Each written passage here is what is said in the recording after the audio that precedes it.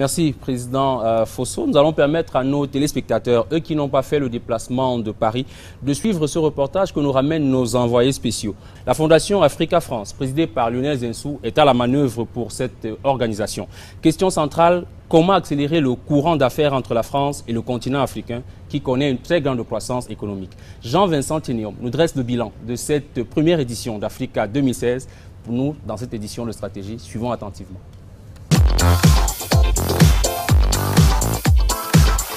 Les rencontres Africa 2016, tenues les 22 et 23 septembre au Palais d'Iéna à Paris, ont constitué un très grand moment de réflexion sur le renouvellement en profondeur de la relation historique de la France à l'Afrique. Une seule question à l'ordre du jour du forum: comment accélérer le courant d'affaires entre la France et le continent africain qui connaît une très forte croissance économique. L'ex-premier ministre du Bénin, Lionel Zinsou, l'homme orchestre de ces rencontres, en dresse un bilan élogieux. La première conclusion, c'est que les entreprises voulaient venir. La deuxième conclusion, c'est qu'elles avaient des tas de choses à se dire. En bilatéral, plus de 4000 rendez-vous étaient organisés avant la conférence. Et en fait, il y en a eu plus. C'était, à bien des égards, la première manifestation par la taille qu'on n'ait jamais vue de cette nature, où les entreprises se rencontrent. Et on a vraiment créé le début d'un réseau social entre les entreprises africaines et les entreprises françaises. C'est des gens qui se rencontrent, des entreprises de taille moyenne. D'habitude, c'est des grands groupes. Là, c'est voilà, des rencontres très actives, très opérationnelles, très concrètes. C'est du terrain. Et puis, il faut se parler, puis il faut se voir là. Cette chef d'entreprise absolument formidable. Retrouvailles entre le privé et le public. Retrouvailles entre l'Afrique et l'Europe, retrouvailles entre l'Afrique et la France sur des enjeux qui sont absolument vitaux. Comment expliquer que l'Afrique ait été ainsi oubliée par les investisseurs français à cause des idées reçues qui ternissent l'image du continent noir? Pour beaucoup d'Européens, l'Afrique est isolée du monde. Le consommateur africain n'est pas bancable. On ne peut pas travailler avec les entreprises africaines. On ne peut pas trouver des talents en Afrique. J'ai jamais vu autant d'entreprises se rencontrer à un même endroit, à un même moment. J'ai l'impression qu'on a réussi à rendre physique ce qu'on a l'habitude de voir sur des réseaux sociaux, par exemple. J'ai vu des entreprises rencontrer d'autres entreprises, version des dizaines et des dizaines, toutes les demi-heures en mode speed dating.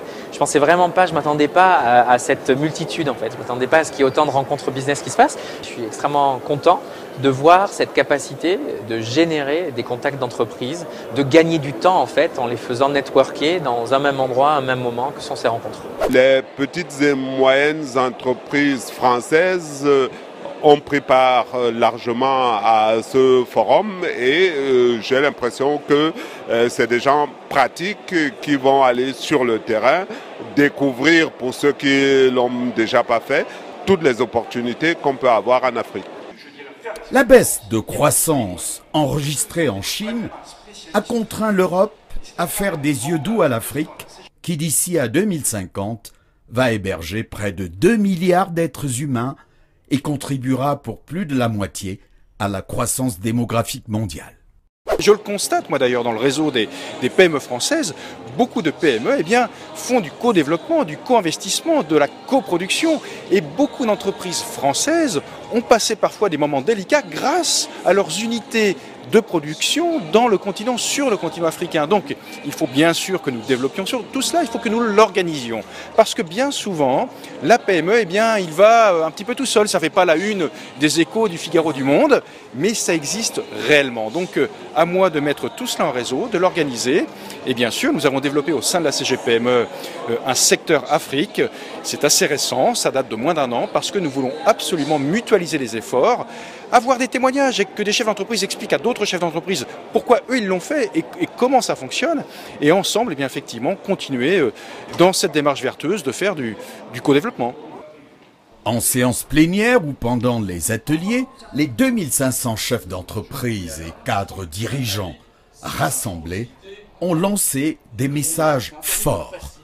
Le premier, est qu'il faut lever les obstacles qui s'opposent à la circulation en Afrique même et avec la France, des hommes, des entreprises, des chercheurs, des créateurs en général, bref, de tous ceux qui se nourrissent d'échanges et qui forgent les partenariats. Il est temps que nous développions, nous la France avec l'Afrique, une relation qui soit une vraie relation de partenariat économique d'égal à égal, et que nous faisions fi d'un passé qui était trop marqué, d'expiation et de supériorité, si j'ose dire. Et puis la deuxième chose, c'est que l'Afrique est une terre d'expérimentation absolument formidable, à partir de laquelle vont s'inventer aujourd'hui les modèles qui s'appliqueront demain dans les territoires plus développés. Nous avons une relation historique avec le continent africain, nous le connaissons bien. Nous avons développé des relations à tous les niveaux, avec ceux qui construisent l'Afrique aujourd'hui. Et donc je pense que nous avons pleinement notre rôle à jouer pour contribuer au développement des économies africaines. Non, je suis confiant dans cette relation parce que je crois dans la loi de gravitation universelle et de Newton. On ne choisit pas ses voisins, on ne choisit pas son histoire, on ne choisit pas sa géographie. Et aussi bien l'histoire que la géographie, la croissance démographique, les équilibres africaines, les équilibres de balance des paiements imposent cette densification des relations économiques qui doit être organisée, qui doit être pensée, qui doit être accélérée. Il faut faire en sorte qu'elle se passe plus vite que si elle s'organisait, je dirais, spontanément. Et c'est le rôle notamment d'Africa France d'être ce facteur d'accélération. Mais on est en train de parler de quelque chose qui se fait de toute façon et qui a besoin de se faire parce que les Français ont besoin d'investir et de commercer en Afrique, les Africains ont besoin de capitaux, ils ont besoin de fournisseurs, ils ont besoin de clients et c'est ça que nous faisons ensemble. Deuxième message fort, il faut mettre fin au sous-financement de l'économie et notamment des entreprises, qu'il s'agisse de leurs investissements ou même de leurs fonds de roulement. Les États ont un rôle majeur à jouer dans la création des conditions.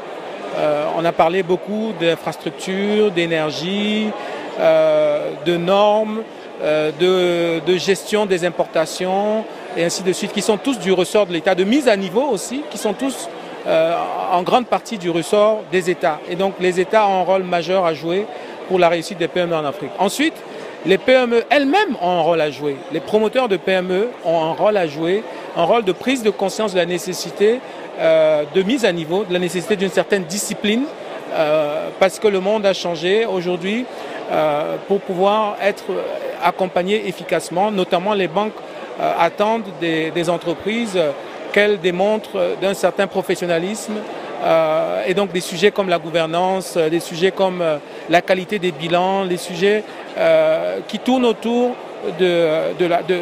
du niveau et des compétences professionnelles et managériales des promoteurs et des cadres des PME sont au cœur des débats qu'on a eu aujourd'hui. Et finalement, les institutions financières et les banques que nous sommes, nous avons notre rôle à jouer, nous avons un vrai rôle d'accompagnement. Nous devons comprendre les besoins différents et de plus en plus changeants de nos clients et de manière proactive et dynamique et avec beaucoup d'agilité et une grande capacité d'exécution, apporter des solutions justement pour répondre aux besoins de nos clients. Une autre conclusion forte demande de réformer en profondeur les systèmes de formation qui aujourd'hui conjuguent coûts budgétaires élevés et inadéquation des jeunes au marché du travail. L'Afrique est une terre d'entrepreneurs et une terre de talent. Je crois qu'il faut vraiment que sur ça, il n'y ait pas de discussion possible. Je dis être entrepreneur en Afrique, c'est être un héros. Quand vous voyez 80-90% de femmes en Afrique qui sont des entrepreneurs, vous ne pouvez pas dire qu'il n'y a pas d'entrepreneurs. Quand vous voyez des jeunes Africains qui créent aujourd'hui des applications, et même vous-même quand vous étiez petit, est-ce que vous vous souvenez que ceux dont les parents n'avaient pas les moyens d'acheter un ballon, ils fabriquaient même des ballons? Est-ce que vous vous souvenez ceux dont les parents n'avaient pas les moyens de leur acheter des voitures électriques, ils fabriquaient même les voitures avec des boîtes de conserve? Donc on ne peut pas dire que ce ne soit pas un continent qui soit imaginatif, qui soit créatif, où il y ait du talent. Et aujourd'hui on le voit dans les technologies de l'information. On dit vulgairement nouvelles technologies, parce qu'elles sont déjà anciennes, vous avez des jeunes Africains qui n'ont jamais étudié l'informatique, mais qui vous créent des applications, qui font des programmes. Et j'en ai vu à Yaoundé, j'en ai vu à Nairobi, j'en ai vu à Dakar. Donc on ne peut pas dire que l'Afrique n'est pas une terre de talents, une terre d'entrepreneurs. En revanche, ce qui nous manque, c'est l'écosystème. Lorsque vous étudiez aux États-Unis, avant même que vous ne soyez diplômé, vous avez des business angels, des capitaux risqueurs qui viennent vous voir en disant « Qu'est-ce que vous avez créé? Qu'est-ce que vous êtes capable de faire ?» Facebook, c'est comme ça. On s'est fixé un objectif extrêmement ambitieux, c'est d'avoir des comités de direction qui soient beaucoup plus africanisés qu'ils ne le sont, et donc de passer pour 2020 à 70% de nos comités de direction africains, et d'avoir 40 à 50% aussi qui soient féminins, ce qui est un gros gap par rapport à ce qu'on avait aujourd'hui, mais sur lequel on est assez confiant d'arriver à le combler, parce que rien que dans la dernière année, dans les 12 derniers mois, on a été capable déjà de progresser de plus entre 10 à 15 points sur la proportion des comités de direction africains et sur la proportion des femmes dans les comités de direction. Ça nécessite vraiment de très fortes convictions, d'avoir cette volonté de les chercher, ces talents. Il y a des talents. De ne pas se laisser décourager par les gens qui vous disent « Oh là là, il n'y en a pas », parce que quand on ne cherche pas, on est sûr de ne pas trouver.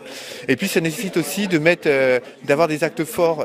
J'ai mis des DRH africains partout, des gens du pays qui sont crédibles, qui ont des réseaux, qui savent où trouver les talents. Et j'ai créé aussi une équipe Afrique centrale qui n'est qu'avec des Africains. Et donc par rapport à ça, ça donne une vraie crédibilité et des gens qui ont des réseaux et qui connaissent très très bien l'Afrique. Le forum a demandé de mettre à la disposition des populations, des jeunes entreprises, des institutions, les outils numériques qui permettront de rapprocher l'offre et la demande dans le contexte d'un continent qui demeure gravement sous-équipé. Il y a des infrastructures qu'il faut développer. Comme je précisé durant la conférence, il y a trois types d'infrastructures qu'il faut absolument mettre en place pour s'assurer un développement progressif du numérique au Cameroun. Il y a la mise en place des infrastructures, notamment tout ce qui est télécom, la mise en place d'une stratégie éducative pour éduquer les Camerounais, notamment sur tout ce qui est les métiers du numérique et les usages du numérique, et bien entendu les structures de fabrication locale. Parce que le numérique, c'est d'abord l'équipement qui donne accès au numérique. Ce n'est pas tout simplement un mot ou bien une technicité, mais c'est plutôt un support qui nous permet d'interfacer l'économie traditionnelle à l'économie digitale. Et c'est ça le numérique. Une autre demande forte est de faire en sorte que les environnements juridiques offrent le moins de prise possible aux ingérences des États. Le renforcement de cette coopération économique, commerciale et financière doit permettre vraiment de changer la donne. Parce que l'Afrique a besoin de développement. Elle est un marché de plus en plus important. Je me permets de dire d'ailleurs c'est la nouvelle frontière de développement. Donc chacun doit pouvoir tirer profit de cette situation là-bas pour renforcer une coopération donc, qui est multiséculaire. Toutes ces recommandations seront portées au sommet France-Afrique de janvier prochain à Bamako. À mon avis, la prochaine édition aura lieu en Afrique et il y aura des alternances. C'est pratique et d'ailleurs beaucoup d'entreprises, notamment les entreprises du Maghreb, sont venues rencontrer des entreprises d'Afrique subsaharienne, non pas pour rencontrer des entreprises françaises, mais pour rencontrer des entreprises d'Afrique subsaharienne. Et Paris, c'est pratique. Les Africains ne se rencontrent pas suffisamment, ne se voient pas, ne se connaissent pas. Déjà, au niveau de l'Afrique subsaharienne, c'est difficile, mais entre l'Afrique du Nord et l'Afrique subsaharienne, c'est encore beaucoup plus compliqué. Donc pour moi, c'est une découverte de rencontrer des Gabonais, Togolais, Ivoiriens, Mauritaniens, etc. Ce sont des gens qui ont des cultures différentes des nôtres, qui font des affaires différemment. Et donc on a besoin d'apprendre à se connaître, de comprendre nos cultures avant d'entamer une véritable dynamique d'échange et de commerce entre nous. Dans 2 ans, prochaine rencontre sur place en Afrique. On verra alors si la France a amélioré ses parts de marché avec le continent africain.